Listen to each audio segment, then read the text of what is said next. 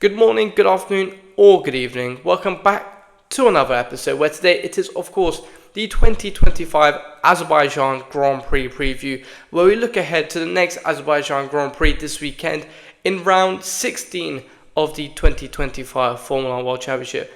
The championship between the two Mclaren drivers are still alive, and as we head to the streets of Baku, it is still another turning point in this very interesting title fight. A title fight where not much has been done on track, but rather off track. But regardless, it is Baku. It is a street track which many drivers like since the start in 2016. And we have never ever had a boring race in Baku. With a street circuit, with high speed corners, with low speed corners, with a long straight, there is always a challenge for the drivers. And with this weekend, the challenge might even be increased with the chance of rain, which we'll get to later. But since the last time out in Italy, we've had a lot of news happening around the Formula 1 world. The most important would probably be the announcement of the 2026 sprint races, which will be happening in Miami, the Netherlands, Singapore, Silverstone, China, and what was the other one? I forgot the other one. China and Canada. Canada was it? Sorry, Canada. Which compared to the last couple of years where the sprint races have been announced, there are 4 different new places where a sprint race will be happening. The reason being, Formula 1 wants to expand its viewership across the world, which means having more on-track action across the world in different places means that they will hopefully bring in some more fan base, at the end of the day, more viewership. Is that a good idea? Personally, I do not think it's the best idea out there. Reason being is because some of the tracks, especially if you look at someone like Singapore, is not the best for a sprint race. It is difficult to overtake. Same with Netherlands. It seems that, it's difficult to overtake there, so why have a sprint race there where it's about overtaking? I'm not too sure, but we'll find out. Most of it's down to just trying to expand viewership, but I think it'll do the opposite in contrast and actually make it a little bit more of a bore fest to watch for the teams.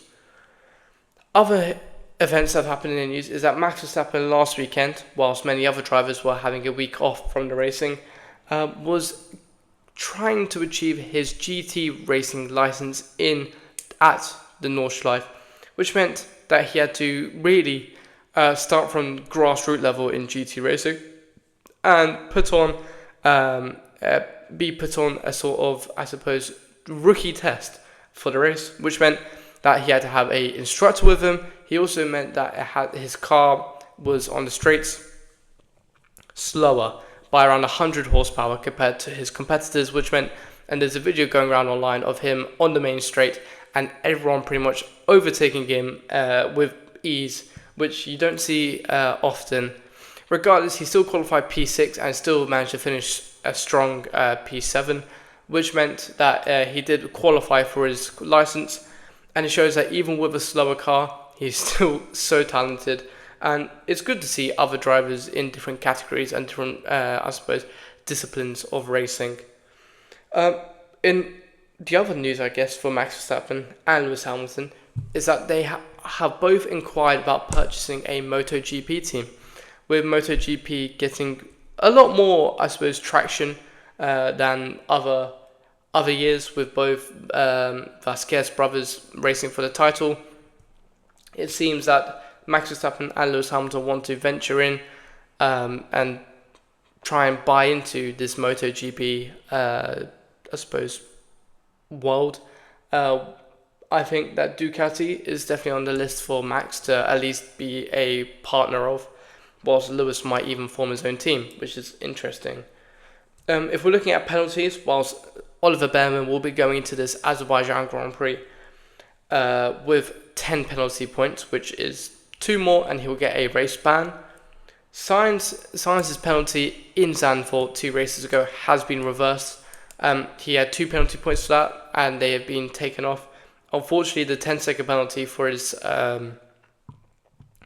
for his, incident has not been revoked. So his result still stands for the Dutch Grand Prix. That's pretty much everything out of the way in terms of the news that's happened in the last week and a bit. But as we turn our attention towards this weekend, it is a big challenge for the drivers. You look at the track itself, overtaking is fairly difficult. The main straight is probably the best place for overtaking, and we've seen many times people sending it down the inside at turn 1. You look at last year, Piastri on Mclaren for the lead of the Grand Prix. You also look back at 2017 when Daniel Ricciardo made that triple dive bomb into turn 1, which was absolutely incredible. So overtaking is still fairly doable around here, but the main challenge is just keeping it within the white lines for the drivers. You look at the track, there's walls everywhere, which always proves a problem for the drivers. And with a chance of rain this weekend, it does show that we've never ever had a official wet session in Baku, which means that it will be a completely different, playing field, which means while some drivers might do well, other drivers might struggle, which, as we've seen in qualifying before, qualifying can be absolutely chaotic in Azerbaijan. We look at the weather then. Friday and Sunday seem only around a 20% chance of rain. Saturday is probably the biggest chance with 60% and a mediocre 22 degrees in Baku, which is fairly, cold compared to the other times of years we've been racing there. But regardless, if we look at our, upgrade area of the podcast, Aston Martin are the only ones that have bought a fairly sizable upgrade for this weekend. They've been focusing on low downforce, which is something you need on that main straight. But regardless, anyway, most drivers will have a balance between top speed and corner speed because you've got that long straight, but is that enough to sacrifice for the other part of the lap? Because it is all twisting and winding for that. If we look at also recent times in this weekend for the Azerbaijan Grand Prix, Charles Leclerc has taken the last 4 pole positions in Baku, which is an incredible feat. It seems that is one of those circuits that he just really enjoys to drive. So, of course, if we look at my predictions, I'm going to go for qualifying Charles Leclerc to take pole, whilst Norris, Verstappen, Piastri and Hamilton will finish the top 5.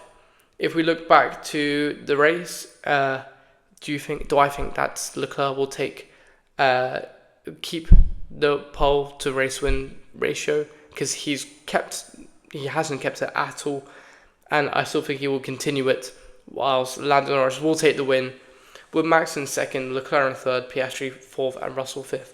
I do think Verstappen will have a good weekend. It seems that they've got on top of their car somewhat, but whilst Monza was a very low downforce track, this might need some downforce.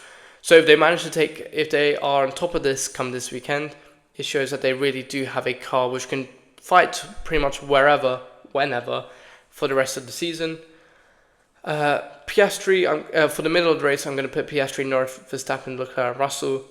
Whilst for my biggest surprise, I'm going to have to go for Charles Leclerc. I think he'll do well compared to his teammate, and compared to last time out, I think he will finish on the podium.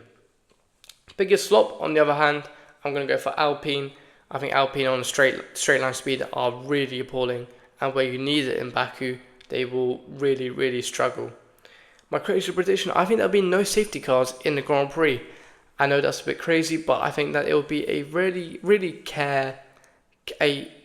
careful race driven by the drivers, because if you look at the front, they need to be careful because one DNF could swing the championship in either way, whilst below, championship points are a necessity at this point, and if someone can have a better race than not, then I mean it is definitely all fire for them. Anyway, I think that's going to wrap up my podcast for today. Make sure to like and subscribe and have a simply lovely day. Goodbye.